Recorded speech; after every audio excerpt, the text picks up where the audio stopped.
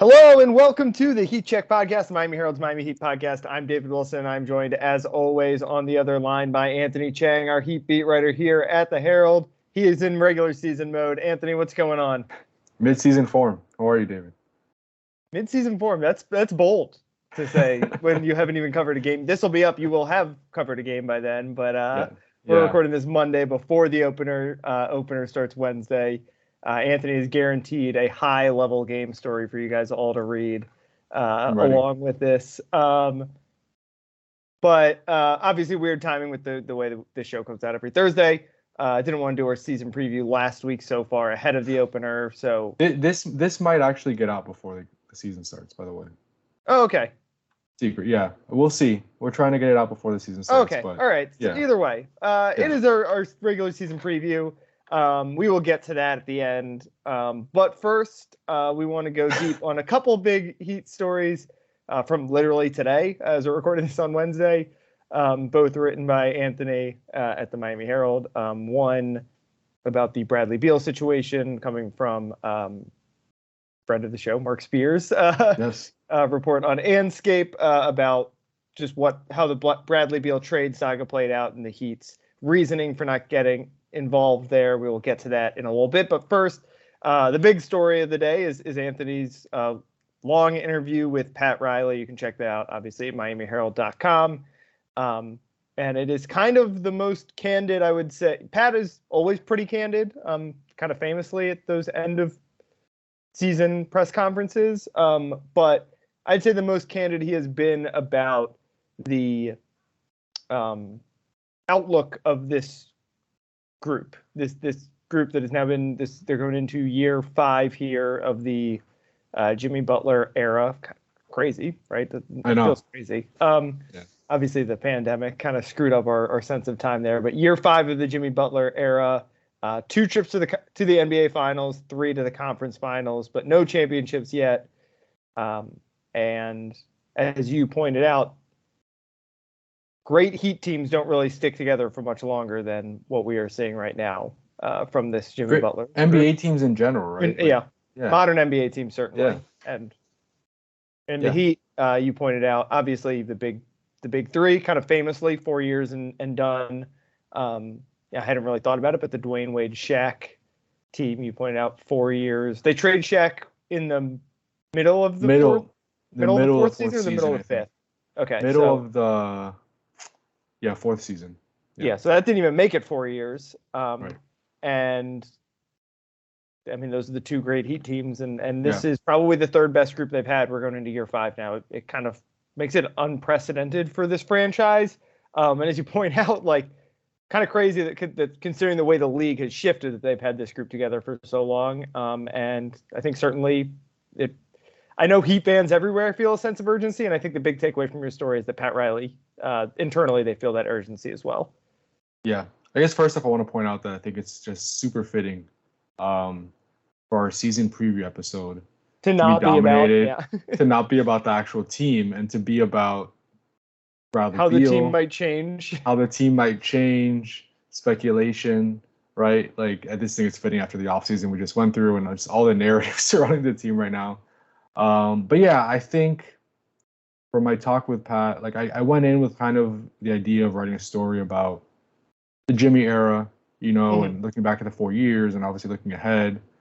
And, Pat obviously had some very interesting comments, right? Like, he's always introspective, very candid.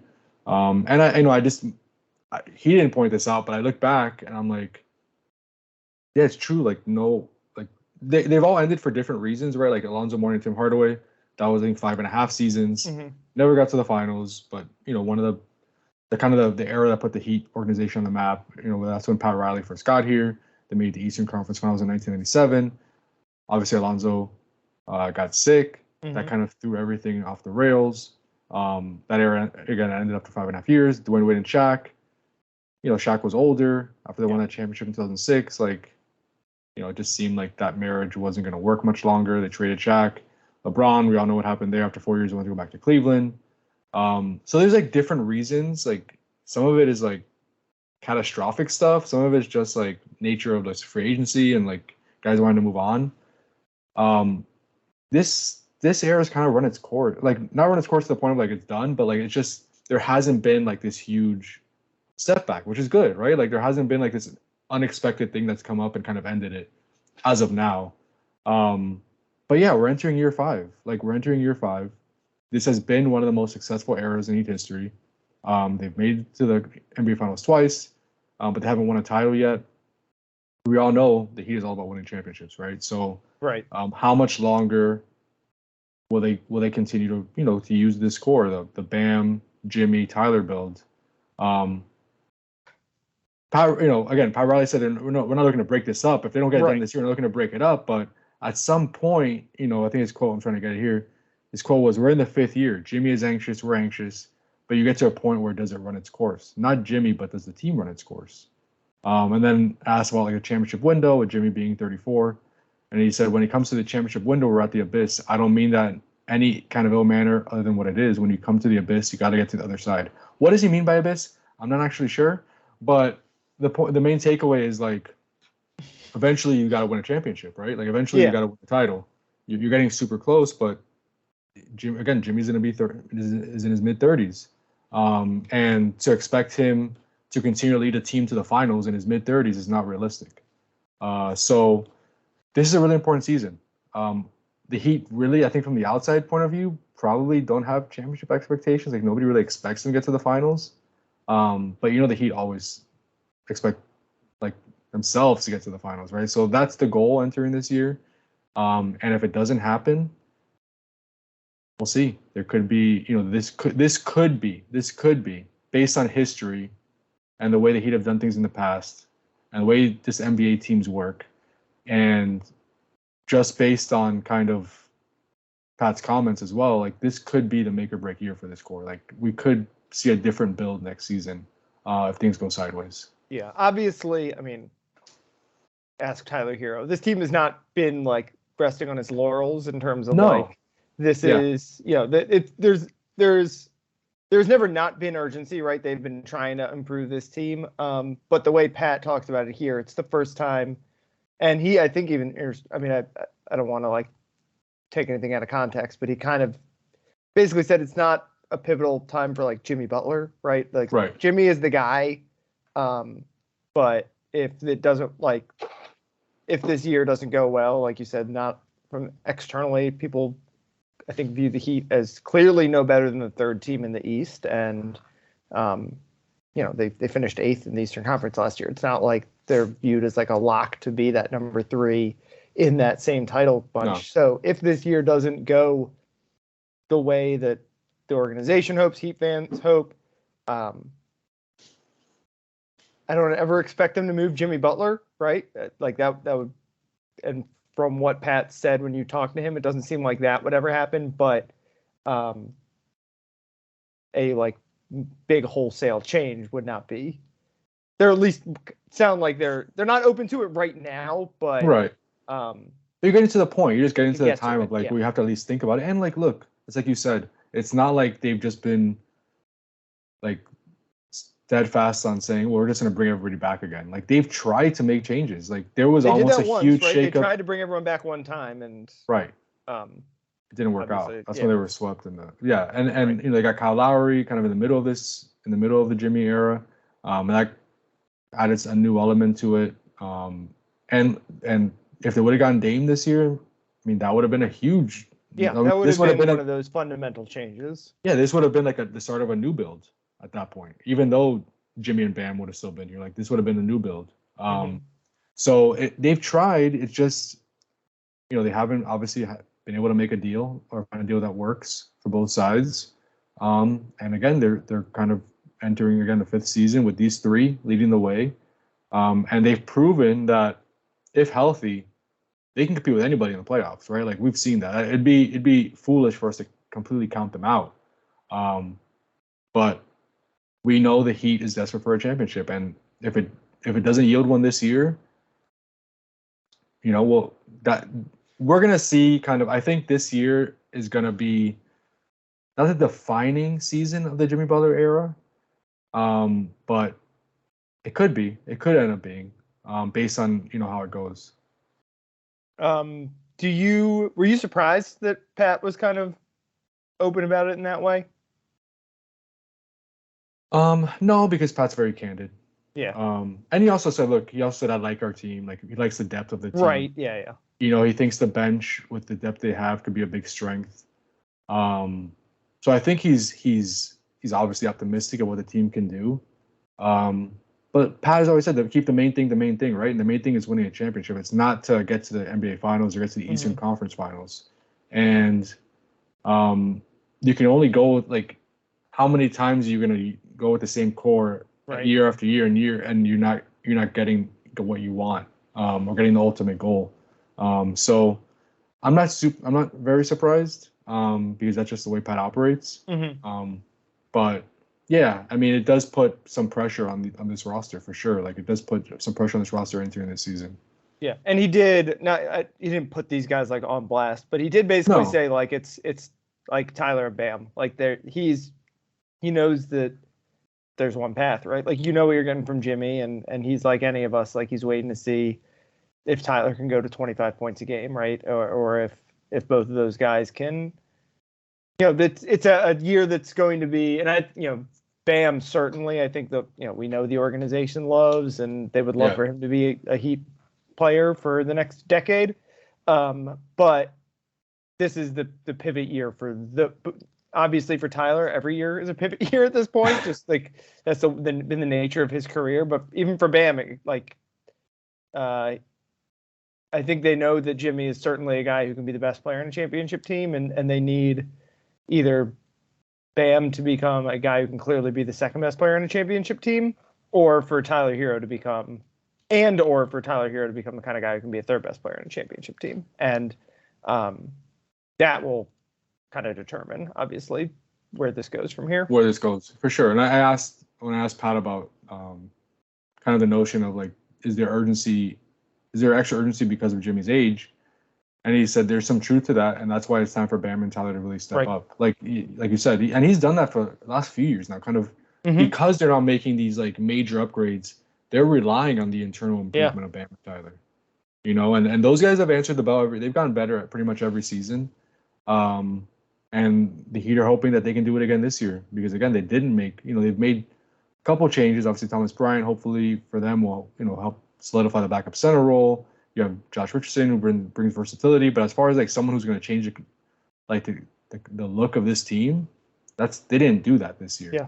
It's going to depend on, and you kind of know, again, like to your point, what Jimmy is. He's not going to make this huge leap at 34 years old, right? You know who he is. He's one of the best two-way players in the NBA, one of the best playoff performers in the NBA.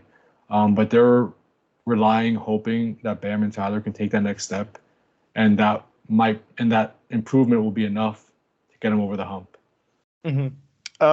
Speaking of those kind of stars, as we said, Mark Spears had a story with Bradley Beal today.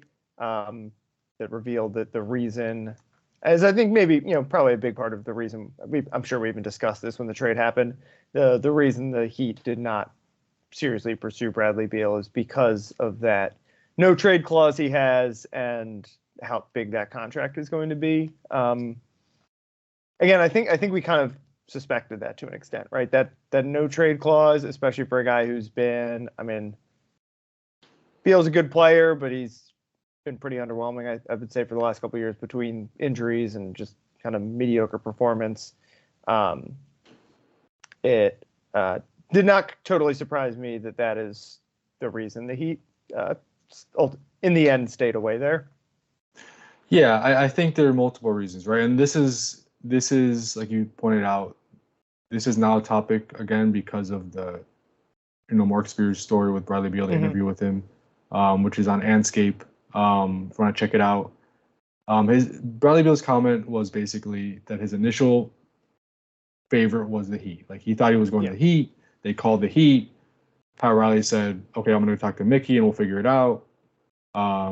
And he was, Bradley Beal and his agent were talking to other teams as well during the process. And eventually he's like, "Okay, what's Miami up to?" Like, to follow up on Miami. And Bradley Beal, his quote said, I'm like, "Okay, what's Miami doing?" And he said, "Dragging feet." And eventually it came to a point to where Miami said they just can't do it. And that was kind of like a gut punch. Beal wanted to come to the Heat, right? And when this came out, the Heat on the record, which they usually don't do, basically came out and said the reason why we didn't trade for him was because of the no trade clause. The Heat from the start, and we reported this months ago, they were never interested in acquiring Bradley Beal if it meant acquiring a no trade clause, and Bradley Beal just wasn't willing to waive that. Phoenix obviously they acquired the no trade clause with Beal. They were willing to do it. The Heat weren't. Do I think that was a reason? Yes, I do think that was a big reason why the Heat didn't get Beal. But I also think, look, at that point, Damian Lillard was still, he hadn't demanded a trade yet, right? But they knew like immediately, and like when he got traded to Phoenix, like I think Chris Haynes reported, like right after Beal was traded, the Heat are still like think that Damian Lillard could eventually ask for a trade, and that's who their target is. So I think that also played a role, like the possibility of like, well, Bradley Beal has no trade clause, Damian Lillard is probably better at this point than Bradley Beal. Yep. Right? I think most people would say that. So the Heat were like, well, let's go after that, right? So it didn't work out. They didn't get either guy. So now now in retrospect, you're like, well, maybe they should have traded for Bradley Beal. But at the time, it wasn't as clear cut. So I think it's both of those reasons, and also that's a big contract. And with the second apron stuff coming up, a 5-year, $250 million contract. He's the 6th highest paid player in the league this season, Bradley Beal. I mean, there's a lot of stuff to consider. It's just not as easy, I feel like, as people are making it seem at this point, just because they want the Heat to add somebody, finally. Yeah. Like, I know the Heat haven't made a trade in a while, but there's layers to all this. Yeah, maybe I'll be wrong, but I don't think the Heat are going to regret not getting Bradley Beal. I think they might regret, ultimately, that the Damian Lillard thing didn't come together. Yeah. But I don't see them regretting the Beal situation. Between the no-trade clause, like I said, he's had a lot of injuries over the last couple of years and just not been really impressive when he's been out on the floor. And, I think for Phoenix, they were trying to make a splash, and they are they're all in a way. Even the Heat aren't, obviously. I guess they kind of had to do it. But for the Heat, obviously the fact they were keeping the Lillard thing out there is huge. And maybe if the Lillard thing was never out there, things are different. But to me, that no trade clause, that contract, and just the fact that Beal's a really good player, but is he still an all-star? In the West? Probably not, right? I mean, in the East, he probably maybe would have been, but there's levels to those kind of guys. And, if Beal came to Miami and played like the guy he was in Washington for the last couple of years, the Heat would really regret that move, I think. Yeah. And again, it locks them because of the new punitive rules that we don't have to go over right now. But if you get that contract and you still keep Tyler and Bam and Jimmy, because you're not trading Tyler in that Beal deal, right? So you have all 4 of them.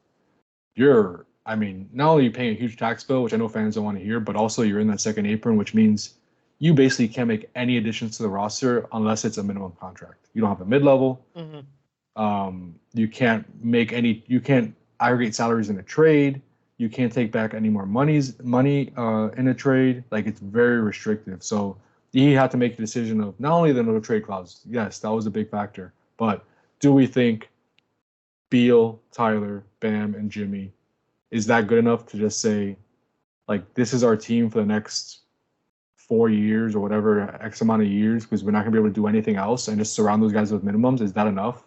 That's, I don't know. Maybe they would have done it if there was no trade clause. I think that's the other question. Is like, yes, the no trade clause played a factor, but if he would said, I was willing to waive the no trade, like, I'm willing to waive the no trade clause, would the Heat have just done it? I don't know. Like, I guess they're making it seem that way, but I kind of think that because Lillard was still available at that point, they might not still have done it. Like, that's just my guess, but like, I would not be surprised if they still would have been hesitant just because Lillard was still available and that contract is pretty big.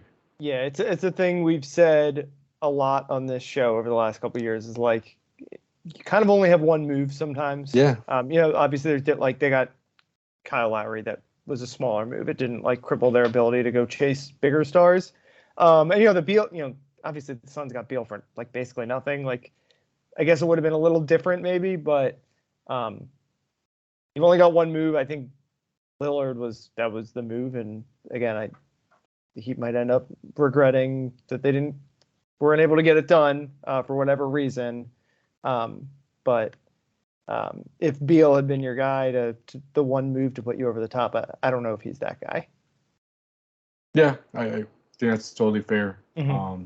And again, it's frustrating right now because the Heat have gone after so many guys and it just hasn't worked out. Like whether it's Durant, whether it's Beal, whether it's Lillard, whether it's Drew Holiday, and it's two Bradley Beal and Damian Lillard this offseason said they want to come to the Heat, and it didn't work out. And then I get it, that's frustrating, but it's just not as simple as that anymore.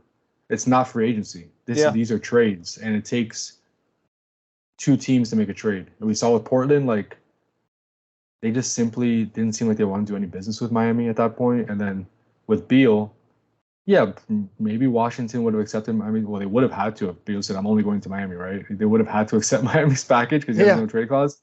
But the Heat weren't interested in that and taking in that no trade clause, and that's it. So it's just not as clear cut as I feel like most people are making it out to be of, oh, he wanted to be here, just do it. He should be on the Heat's roster. It's way more complicated than that. Yeah, if these guys want to come to Miami so bad, they should probably stop signing extensions with the crappy teams if they want to leave. Yeah, and I get it. Like the incentive now is to sign an extension, right? Because there's more money in it, but it just makes it harder to get to where you want to get to because it's not all on, it's not, you don't have all the power. Yeah. All right, let's wrap up with a little bit of a season preview. I don't really have actual basketball prepared. Yeah, some actual basketball. I really don't have any questions prepared. Usually we do like a couple different like predictions and stuff like that. We can do predictions and like factors that are like. Yeah, what do we want to go through? Well, your prediction that you made a couple of weeks ago was that Tyler Hero was going to lead this team in scoring. You still feel that way? Yes, I do. Yeah, I think he's going to have a big year, a career year offensively. Mm-hmm. I think like you kind of see it. You saw in the preseason. This team needs a point guard, right? Like they don't have many point guards. But he barely played as a point guard, Tyler Hero. Yeah. Like, he was more just in the scoring role. And I think that's kind of where they're going to, he's not going to be running the offense as much this year, even though they kind of need that. He's going to be more just kind of get your own offense type of thing and, making the right reads when he has to. Look, the Heat went after Damian Lillard for a reason. They know they need another like elite scorer. And Tyler has a skill set to do that. Is he Damian Lillard? No. But he's the most natural scorer on this roster. And he's 22. He's going to be better this year. There's no reason why he can't average 23, 24 points a game if he could up his free throw attempts and his efficiency a little bit. And I think with the way this team is, made up, 24 points a game, 25 points a game, that's probably going to lead the team. Yeah. All right. I'm going to just I'm coming up with questions kind of off the top of my head. I'm going to throw them at you. Who is the Heat's fourth best player? Oh, man. Caleb Martin. Yeah, I think Caleb Martin. I think I agree with that. It's kind of probably the obvious answer. The safest bet, yeah. Safest bet. It's either that or like I guess you could be a Kyle Lowry bounce back believer, right? Yeah. Would be the other way to go. Or Duncan Robinson bounce back believer, right? Yeah. Like if you think he's just going to become Max Strus, then he has a case. Yeah, I just think Caleb Martin on both ends of the court, all around. He's the fourth best player on the team. You saw what he did in the Eastern Conference Finals. If you could not shoot threes at a 60% clip like he did in the Eastern Conference Finals, but just shoot like a 37, 38, he's going to be huge because they need three-point shooting. They need his defense. They need his versatility, his athleticism. Like he provides so much. So besides Bam, Tyler, Jimmy, I would say Caleb Martin is the fourth guy. Caleb Martin last year averaged 9.6 points per game in the regular season. And I'm trying to figure out what he averaged. What did he average in that East Finals? 18 or something. 20. Yeah, I'm pulling it up right now. What did he shoot in that series? 19.3. So he averaged 9.6 in the regular season, 19.3 in the East Finals, which is obviously his peak performance. Yeah, and with Tyler Hero out, right? So he needed to pick up the offense. Yeah, where on that spectrum do you think he falls? I think he's gonna play off the bench most of the year, unlike last season when he started. He began the year as a starter. I think he shot 60% from the field and 49% from three. Oh, sorry. I was I gave him too much credit. I said 60% from three. Yeah, just 50%. He's not that good. Yeah. I think he averages like 11, 12 points a game. Yeah, I was gonna say like just 13. Everything else he does, kind of that. Yeah, no, I know. Yeah. How many game? Give me the over under on Jimmy's games played. What's I your knew you were gonna prediction? do this. How many Oh, is played that a last year? is that a bettable line somewhere? I'm sure it is. Everything's bettable. I think he played like 65 games last year around there. Let me see. 60 something. He played 64 games. That was close. 64 games last year. I'm gonna say 65 games he played. I think around the same. I mean, just back to backs. Like, I'm sure there'll be little minor injuries that he has to sit out a couple of games for. The right knee, right? From what we know, he hasn't had surgery on the right knee. That's given him issues the past 2 years. He said he didn't need surgery, but that's always going to be a little bit of an issue, right? Where I don't know, if he plays too many minutes or 3 games in 4 nights, you might need to sit out a game or two. And just you want to keep him fresh for the playoffs. We already know like you need Jimmy to be peak Jimmy in the postseason. So it doesn't make sense to play him 77 games in the regular season and wear him down. So I would say 65. Plus 8,000, or sorry, plus 6,000 for MVP. Jimmy? Yeah, I mean, So, I gave him a vote plus- last year. Even though the Heat weren't great, but just his advanced metrics were up there with just about everybody. I gave him a 5th place vote last season, MVP.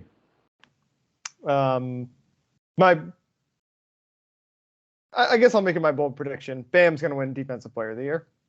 Wow. That'd be huge for him, by the way, because he's up for an extension we talked next about year. it. Was that last week or the week before that like kind of feels like he missed his turn? But if the Heat finish 3rd in the East, which is doable, right? I mean, yeah. I don't know what the like odds are on like who The odds are, I finishes think where. they're 4th. I think Are they they're 4th 4th? behind Who's Cleveland ahead in of the them? top. Cleveland? Yeah. So if they finish 3rd and Jimmy plays 60, whatever we say, 65 games, like Bam's not going to win MVP. Jimmy's not going to win MVP. But the way you could kind of reward the Heat in that situation, I think, would be a Bam Defensive Player of the Year, especially if I don't know who the favorite for that award is, but like Giannis is going. That team, I don't know. I'm kidding. that team, like that team is going to be so. That team is going to be so defined by like the new Damian Lillard element, where I think the offense is going to like kind of overshadow what Giannis does on defense. I feel like Bam, he's a good enough defensive player that he should win that award at some point. And I guess Jaren's a defending defensive player of the year. So Draymond out there. Draymond is out there, obviously. Yeah. There's no and Gobert, like, who was kind of monopolized that award for a long time. Like we said a couple of weeks ago, it is kind of open right now. Generally, like the shiny new toy feels like has a better chance than the guy who's been established. I think Draymond is probably the last guy to like kind of win a lifetime achievement defensive player of the year award when he won it like 2 or 3 years ago. Mm-hmm. But it feels open if the Heat plays as well as people think they could, even with missing out on all those guys in the offseason, losing guys. Like, I think the casual fan is probably thinking this team's going to be worse than they were last year. Right. And the sneaky thing about the Heat is like their regular season record was bad last year. Like they could be worse than they were, like a lot worse than they were in the playoffs, and still finish like better in the regular season. 8 games better than they were in the regular season. And I think Yeah. it's going to kind of skew perceptions a little bit of them. And obviously Bam would, he would deserve it. So Yeah, I've gone on record to say Bam, I think, is the best defensive player in the league. He should have won Defensive Player of the Year 2 years ago when Marcus Smart won it. Yeah, maybe the other defense. Maybe the other way you could reward someone would be a SPO Coach of the Year. Well, yeah, I think that has to come at some point, right? Like Right. It's strange. That's probably the safer bet. Yeah, but the Heat have to be, like you said, they have to win like 48 games or something like that to even get like nominated, probably, because nobody's gonna win Coach of the Year with Bam and Jimmy if they win 45 games, right? Like that's just not going to happen. So they have to exceed expectations and win probably close to 50 games for that to happen. And my counterpoint to you about Bam is, again, while I'm a huge Bam defensive guy, like I think he's the best defensive player in the league. What he can do, between schemes, his versatility against different positions. I just don't think the Heat are going to be a great defensive team this year. I mean, maybe That they'll would prove hurt me him. wrong. Yeah, maybe they'll prove me wrong. I mean, Spo always finds a way, like no matter what personnel he has, to get a top 5 defense somehow, some way. Whether it's like playing zone a record amount of times or whatever, like he always finds a way to get into the top 10 in defense. But I mean, if you're going to start, and we don't know what the starting lineup's going to be for sure yet, but it looks like it's going to be Kyle, Jimmy, Bam, Kevin Love, and Tyler Hero. If you're starting Kevin Love, Tyler Hero, and Kyle Lowry, I just don't know how you can expect to have an elite defense. And you're playing Duncan Robinson off the bench, and like, the Heat to have a top 10 defense would be an accomplishment, I think, at this point with the personnel they're going to play. So if they finish 11th or even like 10th on defense, I can't see Bam winning defensive player of the year. Yeah, he has to be a top 5 defense for him to have a shot. And I just don't see that happening this year. On FanDuel, Bam tied for 5th best odds for defensive Who's player of the year number 1? with? Who do you think he's tied with? Jrue Holiday. You mentioned him earlier. Draymond.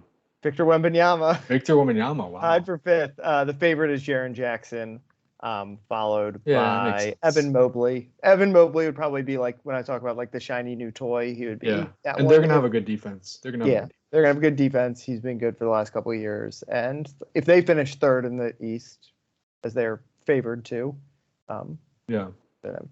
Anthony Davis 3rd, which if he plays a full season, I guess he could win, and Giannis tied for 3rd also. So that's the unfortunate thing with Bam is, like, again, 2 years ago was like the year for him because they had that top 5 defense. PJ Tucker was starting, like they had the personnel for Bam to be recognized, and I think he finished 3rd in the voting that year, if I remember correctly, maybe 4th. And obviously Marcus Smart won it. But maybe Bam does it at some point in his career, but to me, that was his best chance. Spo only, I guess, tied for 5th for Coach of the Year. What's that about? I mean, Coach of the Year betting is pretty stupid, I think. But okay, how many games did Heat win this year? So I was going through the first 4 years of the Jimmy Butler era, which we spoke about earlier in the podcast. It's kind of hard to compare because there were 2, I think, shortened seasons because of COVID. So you can't just go by win total. So I did win percentage. Okay. And their average win percentage was .585, which is equivalent to 48 wins in an 82-game season. So 48-34 is kind of the average record of the Heat during these 4 years. I'm going to say they don't get to 48 wins because I don't think they're the best team they've had during these 4 years. Mm-hmm. But I think they get to 46. I want to say 46-36. What was it last year? How many? 44-38. Yeah. I think I'll take the over on 46, but yeah, I can't see him cracking 50. Maybe I'll be wrong, but it feels they're in the 46 to 48 range probably. I think off the top of my head, when I look at these over-unders that I got in my emails of wins for each team in the NBA, there's not a lot that are over 50. Yeah, I think the Heat was 44.5, so it's kind of basically last year's record. I think they'll do better than that. I think they underperformed last season. Yeah, for whatever reason, whether it be that's injury, what I was saying earlier. They could easily be worse than they were. People who just paid attention during the playoffs last year could watch this Heat team and be like, man, they've really taken a step back, and yet they still finished with a better record than they did last year. Right. So I'll say 46-36. I think the keys to reaching that mark or even doing better will be obviously Hero and Bam taking a step because they need that internal improvement. They need health. Last year they missed the most games in the NBA due to injury. They got to avoid serious injuries obviously to Jimmy and Bam and obviously hopefully Kyle can stay healthy and play 60 plus games this season. And I really think Duncan Robinson, you mentioned him earlier, is going to be very important for this team. He's kind of the X factor, it feels like to me, where if he plays the way he has the last couple of years, then that's not going to be good enough. But But again, when we've seen him the last couple of years, it has not been a consistent role. He's had moments, right? So there is still that player in him somewhere that we saw during the bubble season, basically. And if he is, I don't know if he'll ever be that specific guy again, especially because it feels like every, just as 3-point shooting has gone up across the league, that skill set is a little less valuable than it was probably even 4 years ago. But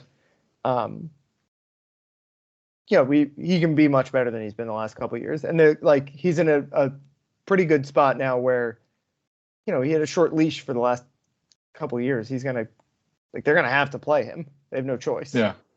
Yeah, no, and they need his shooting. I mean, they lost Max Strus, right? They lost Gabe Vincent, two guys who took some of the most, maybe not the two guys who took the most threes on the team last season, but two of the top guys. I think Max averaged a team high in threes, and Gabe wasn't far behind.